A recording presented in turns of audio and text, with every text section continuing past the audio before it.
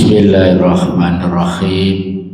Assalamualaikum warahmatullahi wabarakatuh. Alhamdulillah summa alhamdulillah alladzi allafa baina qulubikum fa asbahtum bi nikmatihi ikhwana. Asyhadu an la ilaha illallah wahdahu la syarikalah wa asyhadu anna Muhammadan abduhu wa rasuluh. Allahumma salli ala Muhammad wa ala alihi wa sahbihi wa sallim ajma'in, amma ba'du.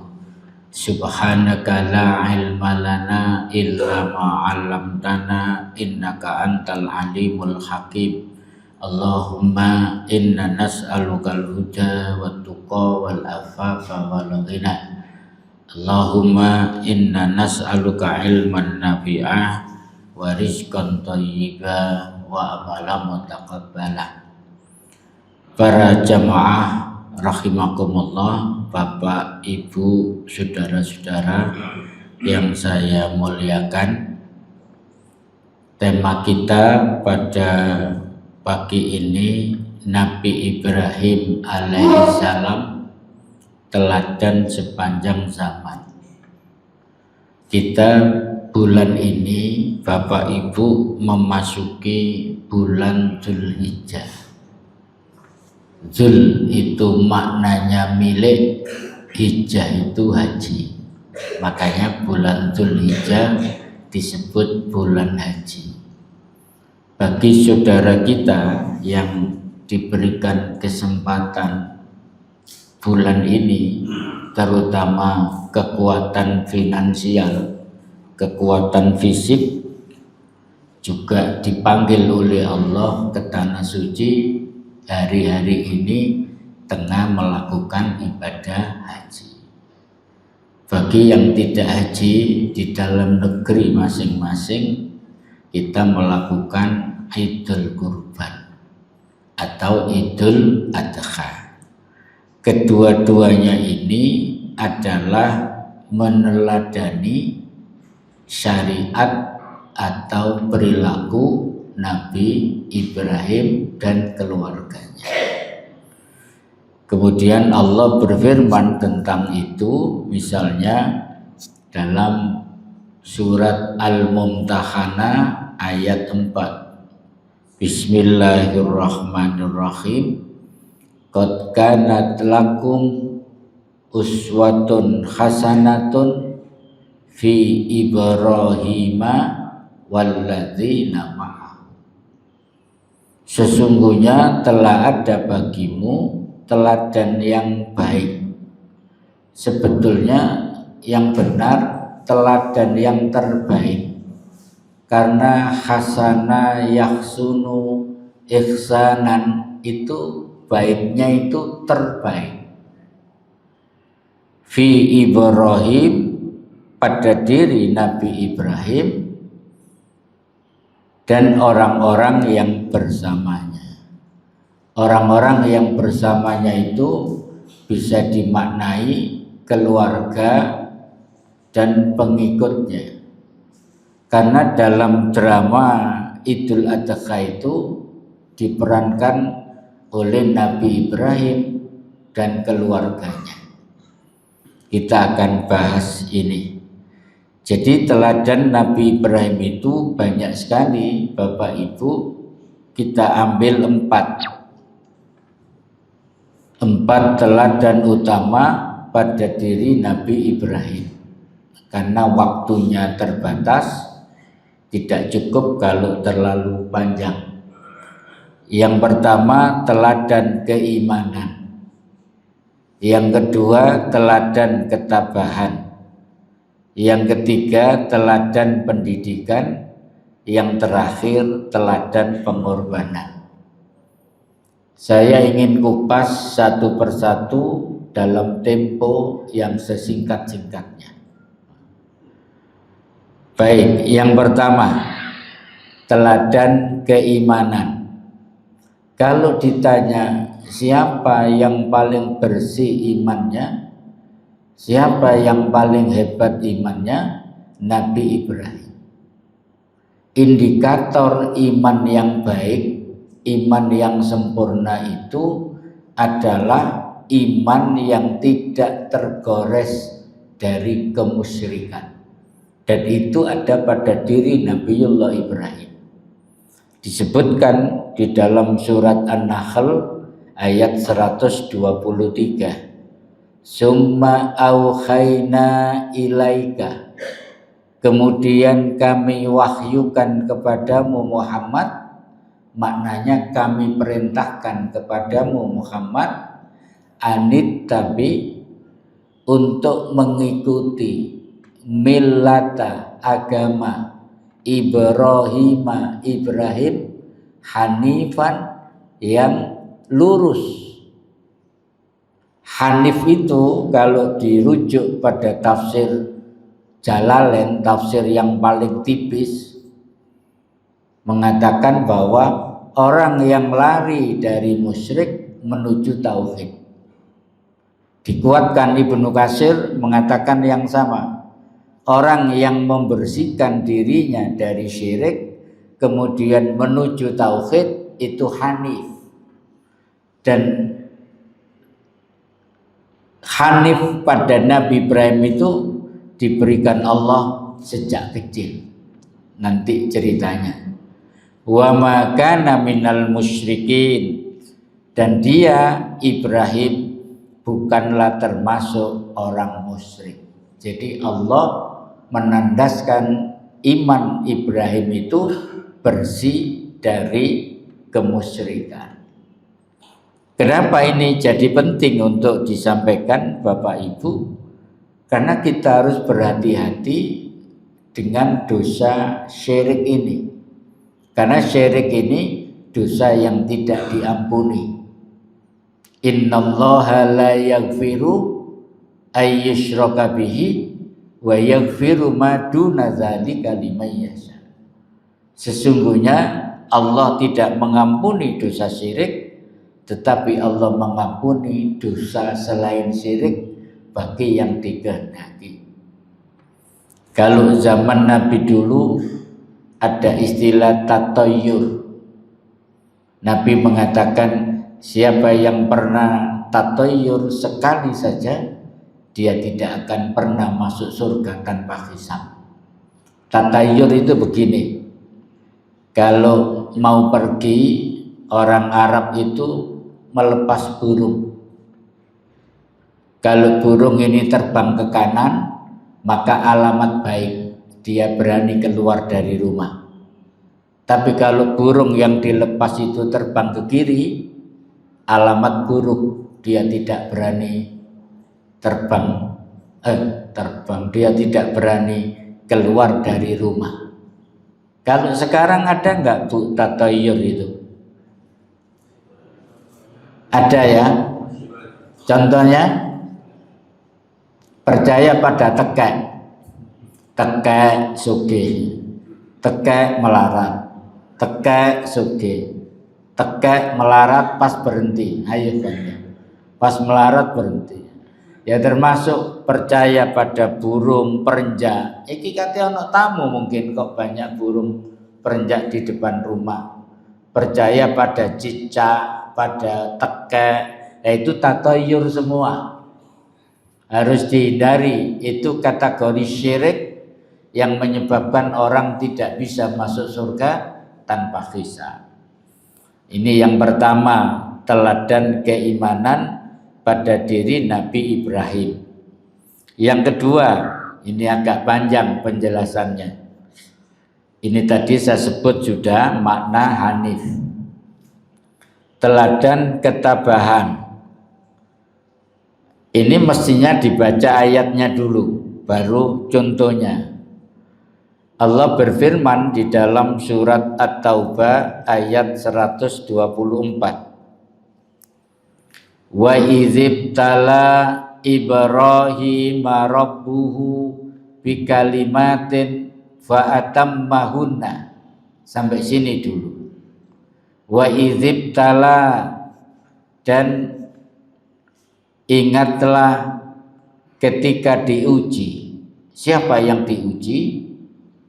Ibrahim, Nabi Ibrahim.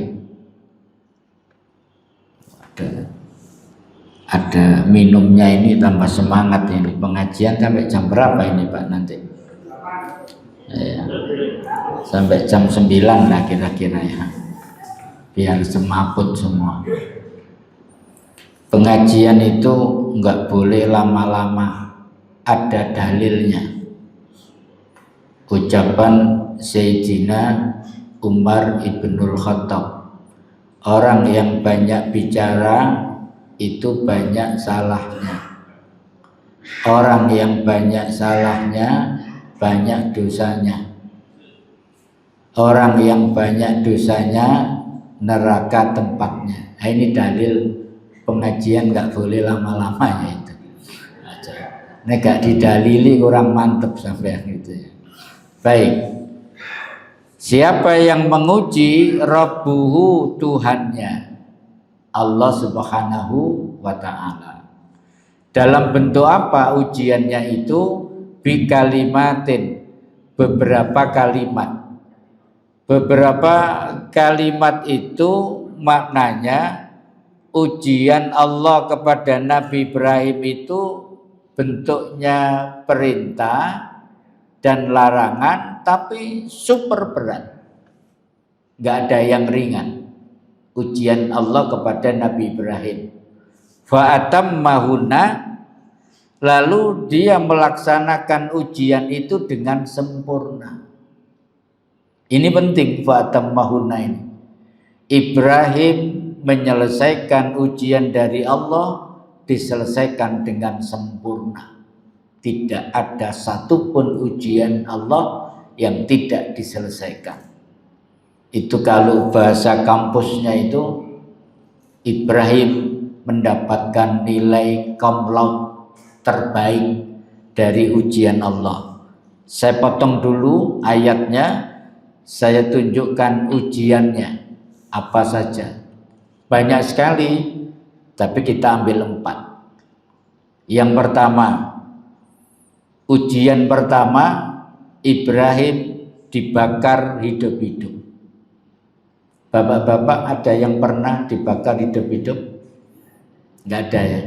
Kalau ibu-ibu nggak ada juga. Ceritanya begini, saya hanya mereview daya ingat jenengan, kisah tentang Nabiullah Ibrahim. Tadi kan bicara Ibrahim itu hanif, orang yang paling anti syirik. Maka ketika melihat bapaknya, ketika saya membaca tafsir Ibnu Katsir, ternyata Azar itu bukan bapaknya, tapi pamannya. Ada pendapat yang lain yang mengatakan Pak D-nya, saudara bapaknya yang memproduksi berhala-berhala itu, diingatkan oleh Ibrahim bahwa ini tidak benar. Tetapi Ibrahim diancam, tidak diterima. Kemudian ketika Ibrahim sejak menginjak remaja, ketidaksetujuan dengan publik waktu itu yang melakukan dosa syirik secara masif, hampir menyeluruh masyarakatnya menyembah berhala, maka ketidaksetujuan Ibrahim pada kondisi itu diekspresikan dengan apa? Memenggal seluruh leher berhala-berhala itu, dipenggali semua, disisakan satu. Kan begitu Pak ceritanya, kapaknya dikalungkan pada berhala yang paling besar yang tidak dipenggal lehernya. Pagi-pagi begitu publik menyembah berhala itu dikejutkan, siapa ini yang berbuat berani-beraninya memenggal kepala Tuhan-Tuhan kita? Maka publik aklamasi, ini tidak ada yang lain kecuali Ibrahim. Ibrahim yang tidak setuju dengan Tuhan kita. Maka Ibrahim diseret rame-rame ke tengah lapangan, kemudian divonis hukuman mati dengan cara dibakar hidup-hidup. Api dinyalakan, Ibrahim dilempar ke tengah-tengah api itu, tetapi Allah merubah sunnatullah api yang seharusnya panas dan membakar, api itu jadi dingin. Nah, ini sudah hafal semua kisah itu. Begitu api itu tinggal satu genggaman bara api itu, ini ada kisah. Ini saya belum memeriksa apakah ini Israiliyat apa sahih. Begitu api itu tinggal satu genggaman, ternyata ada burung pipit yang mengambil air kemudian diteteskan, mengambil air diteteskan. Di bawah ada cicak yang meniup-niup bara api itu agar menyala kembali dan membakar Ibrahim. Cicak sempat menghina burung pipit. Wahai burung pipit, apakah mungkin kamu bisa memadamkan api ini? Sementara air yang kau bawa hanya ada di paruhmu yang sedikit itu. Burung pipit menjawab, ini bukan persoalan api itu mati, wahai cicak. Ini persoalan keberpihakan. Aku berpihak pada kebenaran Ibrahim, sementara engkau berpihak pada kebatilan ingin membakar Ibrahim. Ini kisah ini sederhana tapi mengandung pelajaran hidup kita itu seperti itu sekarang. Kita sedang diuji, apakah kita selalu berpihak kepada kebenaran atau kita tidak berpihak kepada kebenaran. Itu nanti akan dihisab, akan ditanyakan oleh Allah Subhanahu wa ta'ala di akhirat. Terutama ketika pemilu, berpihak pada pemimpin yang baik atau berpihak kepada amplop yang baik, itu ujian tersendiri loh Pak. Terutama orang-orang kampung, milih karena amplop apa milih karena memang pemimpin itu baik. Minggu yang lalu di kampung saya ada pilihan lurah.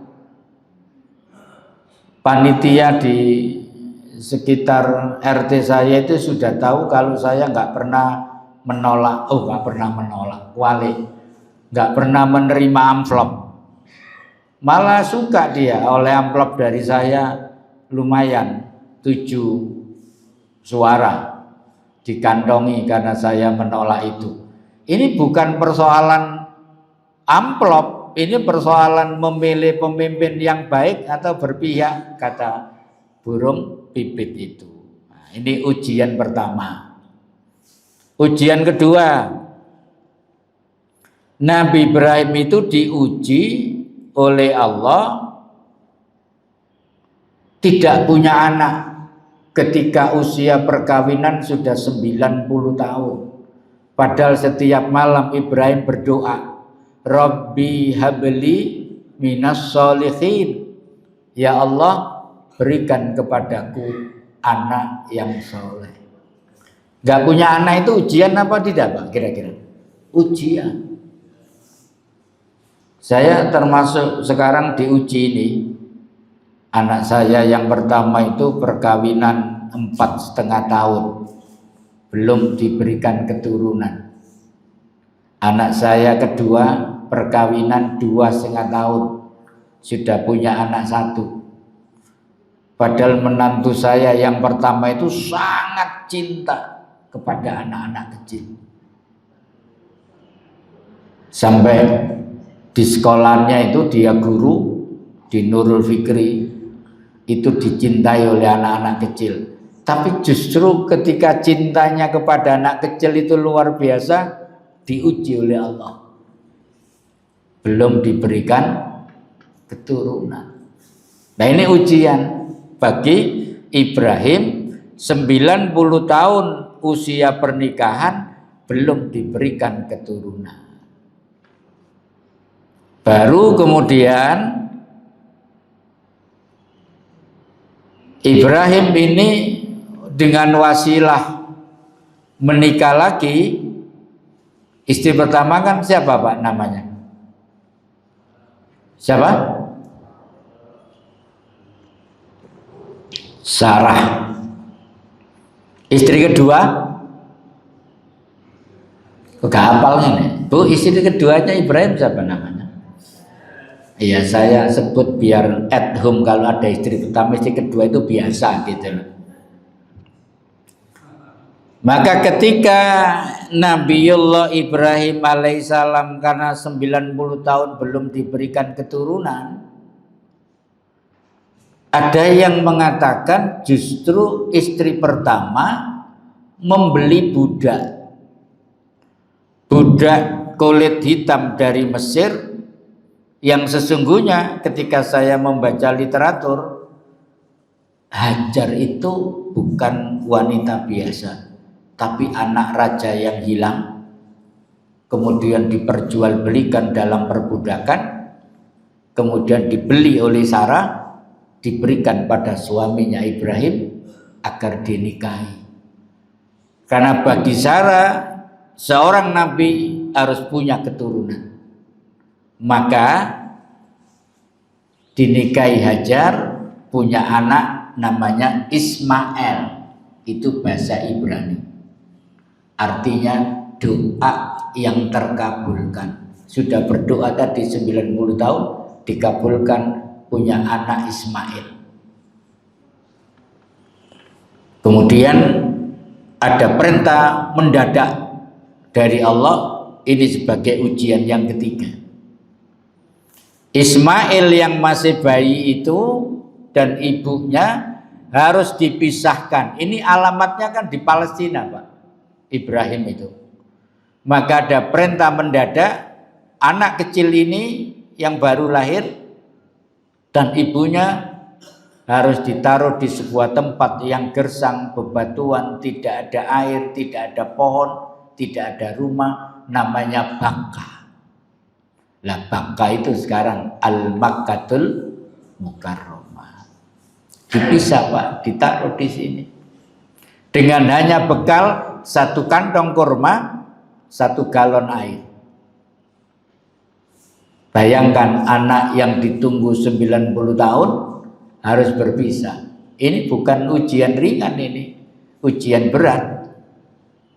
Maka ditaruh di situ. Langsung Ibrahim ini kembali. Lah istrinya kan bertanya-tanya, kok langsung ditinggal saja oleh suami saya?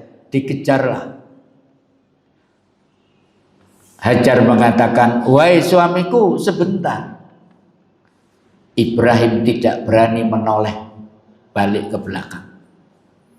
Seandainya Ibrahim menoleh ke belakang, melihat wajah Ismail yang ditunggu 90 tahun tadi, Ibrahim tidak sanggup melanjutkan perjalanan ke Palestina. Berhenti, tetap tidak menoleh. Hajar mengatakan, wahai suamiku, engkau menaruh aku dan anakmu di tempat seperti ini, apakah ini perintah dari Allah? Itu, Pak, pertanyaannya. Ibrahim mengatakan benar. Nah, lihat Hajar mengatakan apa? Kalau memang ini perintah dari Allah, aku sudah cukup tenang di tempat ini bersama anakmu. Ini istri solihah yang imannya 24 karat ya ini. Kalau itu dari Allah, tidak ada lain jawabannya. Sami'na wa ata'na. Aku mendengar dan aku taat. Ibrahim kemudian berjalan meninggalkan 2 orang yang dicintai, kembali ke Palestina. Di sini ada drama, Pak, yang nanti menjadi kewajiban orang yang umroh dan orang yang haji. 1 kantong kurma itu habis, 1 galon air itu habis. Teteknya tidak bisa keluar, Ismail menjerit kehausan. Maka Hajar, Hajar dari sofa melihat Marwah, seakan-akan ada air berlari, ternyata fata morgana.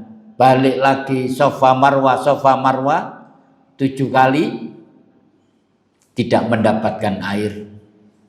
Kaki Hajar sudah tidak bisa diangkat.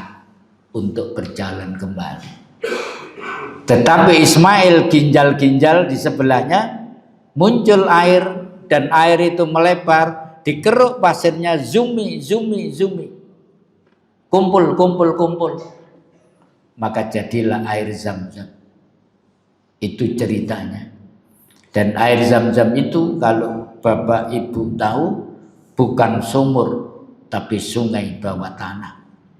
Saya membaca literatur tentang air Zam-Zam, ada Laut Merah, itu airnya kan asin, itu mengalir ke tanah suci, ke Ka'bah itu, menyentuh batuan tertentu, menyentuh pasir tertentu, sehingga air Zam-Zam itu punya keistimewaan satu, mineralnya paling tinggi di dunia. Itu air Zam-Zam. Air Zam-Zam itu dibiarkan 1000 tahun, tidak merubah rasa dan warna air. Air Zam-Zam itu kalau diminum mengenyangkan, tidak saja menghilangkan haus. Air Zam-Zam itu obat segala penyakit. Orang yang sakit bisa ikhtiar dengan minum air Zam-Zam. Nah, kalau kita punya air Zam-Zam, diminum tiap hari. Dan saya membaca literatur yang terbaru, kalau ada 1 galon air Zam-Zam, air biasa Pak, sampai tuangkan setengah gelas air Zam-Zam, maka 1 galon itu bisa punya sifat air Zam-Zam. Jadi sampai kalau punya air Zam-Zam 1 botol kecil, sampai taruh di galon sebelum diminum. Nanti galon baru dikasih lagi setengah gelas, nanti menjadi air Zam-Zam. Khasiatnya maksudnya, saya membaca itu. Jadi air Zam-Zam itu mukjizat dari kaki seorang anak Ismail ketika ibunya ikhtiar Safa Marwah, justru rezekinya ada di balik Safa Marwah. Itu juga mengandung pelajaran, kadang-kadang kita ikhtiar di sini, justru rezekinya di sana. Yang tidak boleh adalah tidak ikhtiar.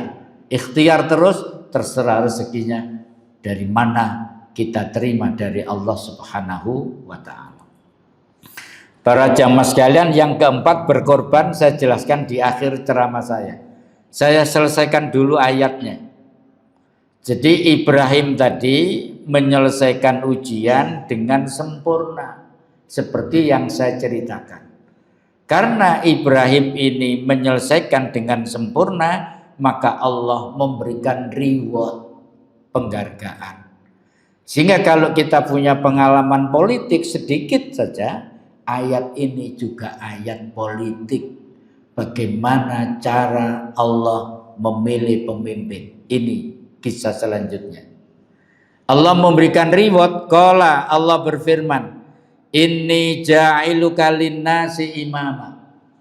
Ibrahim, engkau aku angkat menjadi pemimpin bagi seluruh manusia. Setelah apa? Setelah diuji A, B, C, D, baru Allah mengangkat Ibrahim menjadi pemimpin. Ayat ini bisa direfleksikan dalam kehidupan kita hari ini. Misalnya, kalau ada orang yang ijazahnya saja tidak jelas, sekolahnya lulus dari mana juga tidak jelas, jejak digital di media sosial belum ada tanda-tanda dia punya prestasi A, B, C, D, kemudian ujuk-ujuk jadi pemimpin. Saya secara pribadi kok tidak yakin ini bisa efektif. Cara Allah memilih pemimpin itu diuji dulu, baru diangkat. Inni ja'iluka linnasi imama. Apakah Ibrahim langsung terima kasih ya Allah engkau menjadikan aku pemimpin? Ternyata Ibrahim memberikan syarat. Qala, Ibrahim berkata, wa min dzurriyyati, dan juga dari anak cucuku. Ini kalau diterjemahkan begini, ya Allah, kenabianku ini, risalah ini, dakwah ini, perjuangan ini harus ada yang melanjutkan, harus ada estafet terus-menerus. Oleh karena itu, jangan hanya aku yang kau jadikan pemimpin ya Allah, tapi anak cucuku juga. Itu maunya Ibrahim. Karena harus ada future oriented. Ibrahim itu berpikir jangka panjang sekali bahwa kepemimpinan ini harus ada yang melanjutkan. Tidak haji-haji mumpung. Kalau haji-haji mumpung itu mumpung saya berkuasa. Tak entek nih tambang emas, tak entek nih tambang nikel, tak entek nih tambang batu bara. Persoalan anak cucu biar nanti sisa limbahnya. Itu haji mumpung. Ibrahim tidak begitu wataknya. Berpikir jangka panjang sekali. Ternyata Allah mengiyakan. Qala, Allah berfirman, la yanalu ahdiz zalimin. Benar. Tetapi janjiku tidak berlaku bagi orang-orang zalim. Maksudnya anak cucumu jadi pemimpin juga kecuali yang zalim, janjiku tidak berlaku bagi mereka. Lalu ayat ini kita buktikan dengan fakta sejarah kenabian. Ibrahim ini di tengah, kalau kanan Pak, istrinya Sarah punya anak Yakub Nabi. Yakub punya anak Ishak Nabi, punya anak Yakub Nabi. Ini Nabi Rasul, Nabi Rasul, Nabi Rasul, Nabi Musa, Nabi Isa terakhir. Dari Ismail, Hajar, Nabi Rasul, Nabi Rasul, Nabi Rasul, sampai Nabi Muhammad. Sehingga Ibrahim disebut bapak para nabi. Karena anak cucunya mayoritas jadi nabi dan rasul. Dia berhasil mendidik keluarganya, makanya disebut wa ala Ibrahim di ayat yang lain. Innallaha astafa Adama wa Nuhan. Ini disebut Adam, disebut Nuh, tapi Ibrahim disebut wa ala Ibrahim dan keluarga Ibrahim. Karena Ibrahim ini berhasil mendidik keluarga. Understand? Kok pegelnya ada? Kalau waktunya habis nanti diingatkan Pak ya. Baik, saya lanjutkan. Sekarang yang ketiga, teladan pendidikan. Ini problem masyarakat kita itu banyak orang yang gagal mendidik anaknya.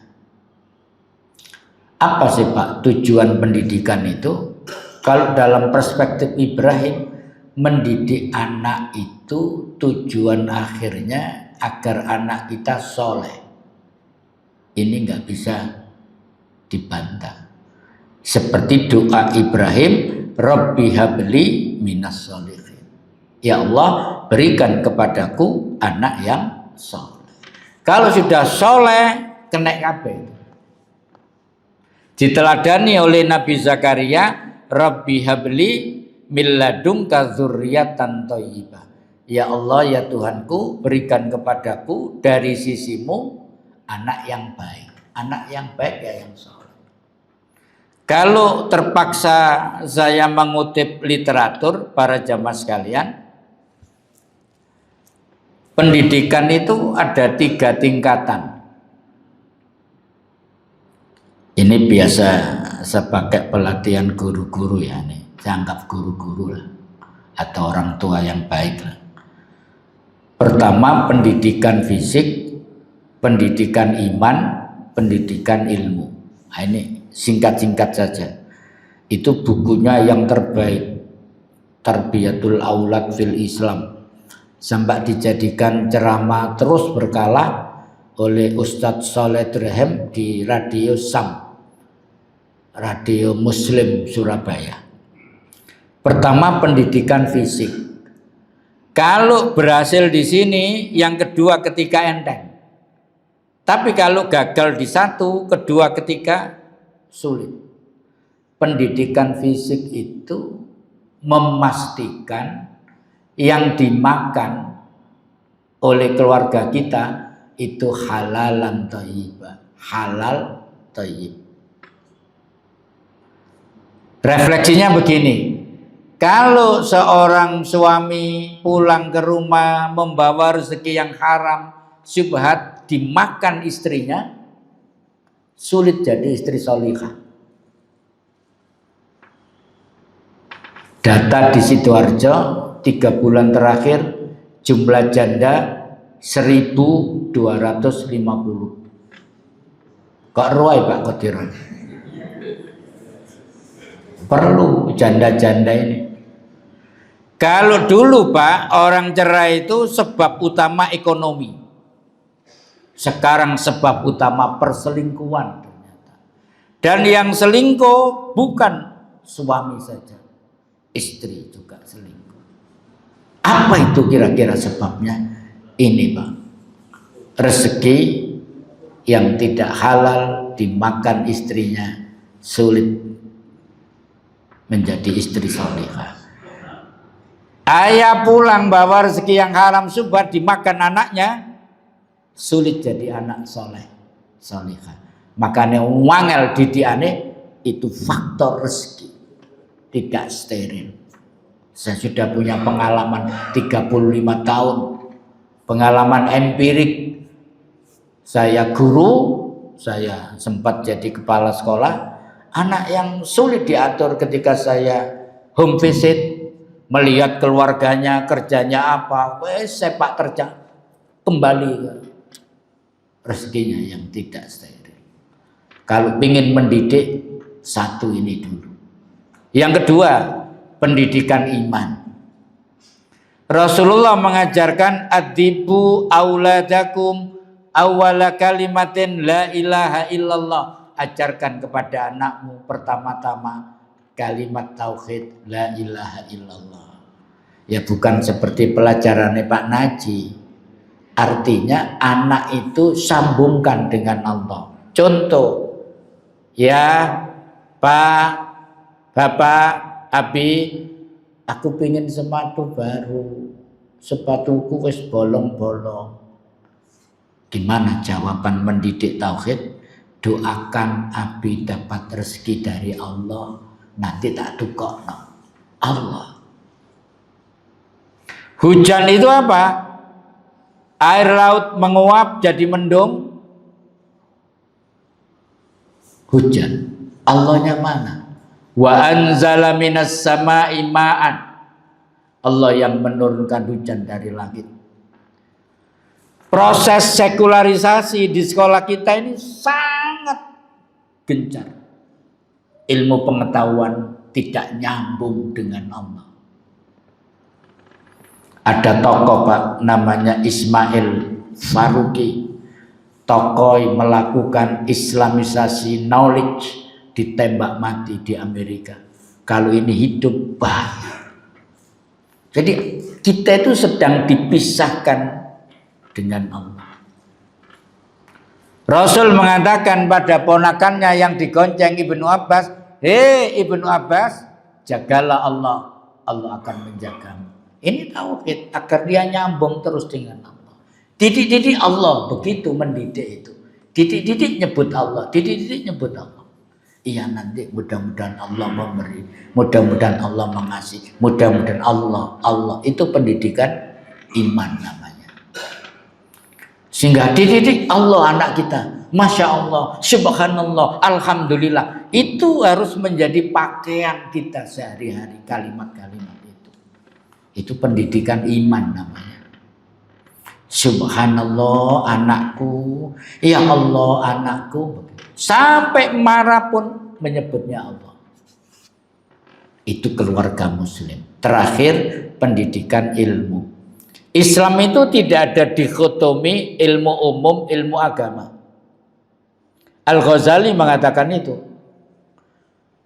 Sekarang ada dikotomi ilmu agama wajib, ilmu umum tidak wajib. Tidak seperti itu. Zaman keemasan Islam Baghdad, ada tokoh namanya Ibnu Sina, nulis buku kedokteran tapi ulama. Ada tokoh Ibnu Rus, nulis buku fikih Bidayatul Mujtahid dikaji di ngontot, tapi dia ahli ilmu pengetahuan. Ada aljabar sampai ketemu ilmu falak, dia ulama. Itu maunya Islam. Ada dokter hafal Quran, itu maunya Islam. Ada insinyur sholat subuh berjamaah di saf terdepan, itu maunya Islam. Sekarang ada dikotomi, sing sapa masjid gak patek pinter, sing di luar masjid pinter-pinter. Ada dikotomi antara ilmu umum dan ilmu agama. Saya sering Pak ke pondoknya Turki Sulamania itu, yang hafal Quran 6 bulan. Itu 6 bulan hafal Quran. Itu guru-gurunya jarang yang pesantren, insinyur nuklir, arsitek, begitu. Saya di Surabaya ini ada, di Jemur Sari itu. Itu maunya Islam. Tidak ada dikotomi ilmu umum, ilmu agama. Terakhir sebagai penutup, teladan pengorbanan yang kemarin sudah kita lakukan. Nah, ini saya tambah 5 menit ya. Setuju tambah 5 menit. Nah, karena ini mengandung pendidikan. Teladan pengorbanan yang keempat sebagai ujian kepada Ibrahim. Di dalam surat As-Saffat ayat 101, 102 Allah berfirman, "Fabasyarnahu bighulamin halim." Maka kami beri kabar gembira kepadanya Ibrahim dengan kelahiran seorang anak Ismail, halim, yang sangat sabar. Ibrahim punya anak Ismail yang sabar. Falamma balagha ma'ahu sa'ya, maka ketika anak itu sampai pada umur yang sanggup berusaha, umur berapa? 11-12 tahun. Sanggup berusaha bersama bapaknya Ibrahim meninggikan Ka'bah. Makanya ada Hijr Ismail. Hijr Ismail pada zaman Nabi Ibrahim, ini Ka'bah, Hijr Ismail di dalam. Sekarang kok di luar? Itu ketika Nabi merehab Ka'bah itu kehabisan dana. Kemudian dipotong yang temboknya ke sini, Hijr Ismail di luar. Padahal itu bagian dari Ka'bah. Itu ceritanya. Maka ketika Ismail usia 11-12, kala tiba-tiba Ibrahim berkata, "Ya bunayya, wahai anakku, inni ara fil manami, sesungguhnya aku melihat di dalam mimpi." Maksudnya sesungguhnya aku menerima perintah Allah melalui mimpi, dan itu 3 kali berturut-turut. Anni atbahuka, aku diperintahkan Allah untuk menyembelih kamu. Fanzur maza taro, bagaimana menurut pendapatmu? Kenapa gak langsung dinges saja? Ketika tidur kan enak, itu perintah dari Allah. Kenapa kok dijak rundingan? Ingat, usia 11-12 tahun itu anak kita sudah sempurna akal pikirannya, sudah bisa membedakan baik dan buruk. Maka sudah punya pilihan-pilihan. Kalau dia, "Bu, sepatuku wes bolong, belikan sepatu." Ajak rundingan, kamu pengen sepatu apa? Adidas, Nike, atau yang lain? Anak punya pilihan. Jangan semua bottom up dari atas. Anak tidak tahu apa-apa, pokoknya nganut. Itu yang terjadi pada diri saya. Anak saya lulus di pondok, pingin motor, arep tak tukokno anyar. Supaya surprise, dia minta CB lawas regane 11 juta. Iki kok njaluk sing elek ya apa? Tak turuti karena dia sudah usianya di atas 11 tahun. Oleh 3 bulan merotoli kabeh. Rasakno kan. Anak punya pilihan, akhirnya dia punya kesadaran. Bi, didol ya apa bi? Ganti sing sepeda biasa. Tapi seandainya gak tak turuti, anak ini akan berontak di masa yang akan datang. Ibrahim sangat paham terhadap psikologi anaknya. Makanya fandur madza tara. Bagaimana menurut pendapatmu? Apa jawaban Ismail yang dididik oleh ibunya yang cerdas, anak raja yang hilang tadi? Qala Ibrahim Ismail berkata, ya abati, wahai ayahku, if'al ma tu'maru, lakukan apa yang diperintahkan Allah kepadamu. Ini anak sampean ya apa Pak? Ojo aku Pak sing dibeleh peno di sing tak beleh. Kan begitu. Tapi ini if'al ma tu'maru, satajiduni insyaallah minas sabirin. Insyaallah aku akan mendapati diriku sebagai orang yang sabar. Clear. Sami'na wa ata'na terhadap perintah Allah. Ditentukan kapan disembelih, di mana tempatnya. Sekarang tempat itu masih ada Pak, diabadikan di tanah suci di Mekah. Maka disembelihlah Ismail oleh Ibrahim. Enggak sanggup. Bagaimana mungkin anak yang ditunggu 90 tahun, aku harus menyembelihnya, enggak sanggup. Apa kata Ismail? Wahai ayahku, tutup matamu dengan kain. Ditutup, set. Pisau itu diarahkan ujungnya ke leher Ismail. Wahai ayahku, sudah siap disembelih. Ternyata Ismail berdiri di samping Ibrahim, yang dipotong ternyata gibas yang gemuk, warnanya putih. Sudah selesai. Maka Ibrahim kemudian mendapatkan gelar fa'atammahunna. Ibrahim menyelesaikan ujian itu dengan sempurna, diakhiri menyembelih anaknya. Lah kita tidak disuruh nyembelih anak kita, kita disuruh nyembelih binatang kurban yang sudah kita lakukan mulai hari Rabu kemarin. Ini yang bisa saya sampaikan. Ada pertanyaan? Enggak ada ya. Alhamdulillah nih enggak ada.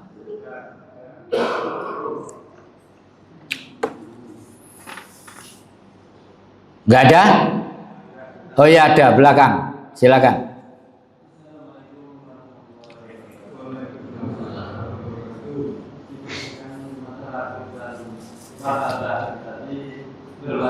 Sebentar Pak, suara sampean kok menggema gitu. Ulangi. Oh ada mic. Sudah Bu. Oke, monggo Mas. Assalamualaikum warahmatullahi wabarakatuh. Di cerita terakhir tadi masalah korban warnanya itu dikisahkan berwarna putih. Sekarang ini bagaimana kalau pelaksanaan korban warna hari selain putih? Terima kasih. Assalamualaikum warahmatullahi wabarakatuh. Ya, bagus sekali pertanyaannya. Warna putih itu sebuah kebetulan ya. Kebetulan gibas yang disembelih Ibrahim sebagai pengganti Ismail itu warnanya putih. Bagaimana korban kita hari ini? Apakah harus warna putih? Tidak. Jadi boleh warna putih, boleh coklat, boleh hitam dan seterusnya. Tidak ada dalil yang mengharuskan warna putih. Kok soro nek harus putih. Sakno sing dodol wedhus sing coklat gak payu, sing ireng gak payu. Nah, bahaya juga. Jadi boleh warna yang lain. Oke, gitu ya. Ibu-ibu nggak ada? Baik, karena sudah syuruk ya, kita tutup kajian kita. Kita tutup dengan doa kafaratul majelis. Subhanakallahumma wa bihamdik asyhadu an la ilaha illa anta astaghfiruka wa atubu ilaik. Mohon maaf kalau ada kesalahan. Billahi taufik wal hidayah. Wassalamualaikum warahmatullahi wabarakatuh.